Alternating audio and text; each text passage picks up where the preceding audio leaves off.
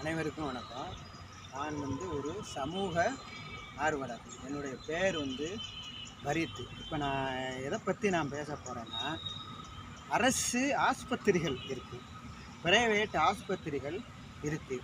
இந்த scan சென்டர்னு private ஆஸ்பத்திரிகளில் இருக்குது. இப்போ இதில் என்னென்னா, கருவில் இருக்கிறது ஆணா பெண்ணா அப்படிங்கிறத இவங்க முன்கூட்டியே சொல்ல ஆரம்பிச்சிருக்காங்க, நேரடியாக சொல்லாமல். ஆனால் அது சட்டப்படி குற்றம். அதனால் நேரடியாக சொல்லாமல் கருவில் இருக்கிறது ஆண் அப்படின்னா கையை இப்படி உயர்த்தி இப்படி சொல்கிறாங்க, சக்ஸஸ் அப்படிங்கிறாங்க, நல்ல செய்திங்கிறாங்க. அதே நேரத்தில் பெண் குழந்தை அப்படின்னா, ஏம்மா சட்டப்படி நாங்கள் எதையும் சொல்லக்கூடாதுல்ல, போங்கங்க அப்படின்னு சொல்லிட்டு உதாசீனப்படுத்துகிறாங்க.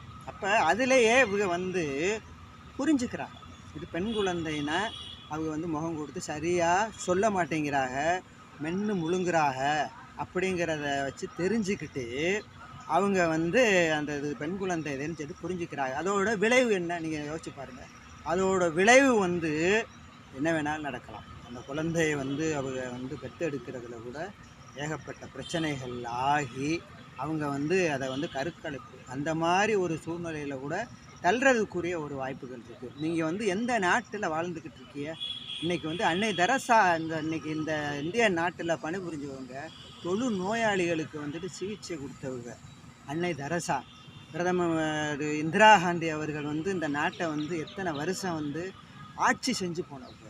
எத்தனை பெண்கள் உதாரணமாக இருக்கிறாங்க. அன்னி பெசன்ட் அம்மையார் உடன்கட்டை ஏறுதல், அந்த பாலியல் விவாகம் இதெல்லாம் எதிர்த்து போராடின ஒரு பெண்மணிதே அந்த அன்னி பெசன்ட்டு அம்மையாருங்கிறவங்க. ஏன் நம்ம மாவட்டத்தில், சிவகங்கை மாவட்டத்தில் ராணி வேலுநாச்சியார் அவங்க படை திரட்டி ஆங்கிலேயர்களை எதிர்த்தாக. அப்போ ராணி வேலுநாச்சியாரை பற்றி நல்லாவே நமக்கு எல்லாமே அவருடைய வீர வரலாறு நல்லா தெரியும். அவங்க படையில் இருந்த ஒரு பெண்மணியோட வரலாறு தெரியுமா?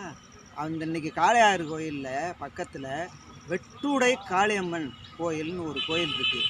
அந்த கோயிலுக்கு ஏன் வெட்டுடை அப்படிங்கிற பேர் வந்துச்சுன்னு கேட்டிங்கன்னா, ஆங்கிலேயர்கள் ராணி வேலுநாச்சியாரை துரத்திக்கிட்டு வரையில் அவங்க தப்பிச்சு போயிடுறாங்க. அப்போ அவங்க தொடர்ந்து அந்த ஆங்கில படைகள் வரையில் ஒரு பெண்மணி நின்றுக்கிட்டு இருக்காங்க அந்த காட்டு பகுதியில். அந்த பெண்மணிகிட்ட அந்த ஆங்கில படைகள் கேட்குறாங்க, இந்த வழியாக ராணி வேலுநாச்சியார் போனாங்களா அப்படின்னு சொல்லி கேட்கையில், அந்த பெண்மணி என்ன தெரியுமா சொன்னாங்க, இந்த சைடு தான் போனாங்க, அவங்க எங்கே போனாங்கிறது எனக்கு தெரியும், ஆனால் சொல்ல மாட்டேன் அப்படின்னு சொல்லி அந்த வீர பெண்மணி சொன்னாங்க. ஆங்கிலேயருக்கு ஒரு கையை வெட்டினாங்க, இன்னும் ஒரு கையை வெட்டினாங்க, காலை வெட்டினாங்க.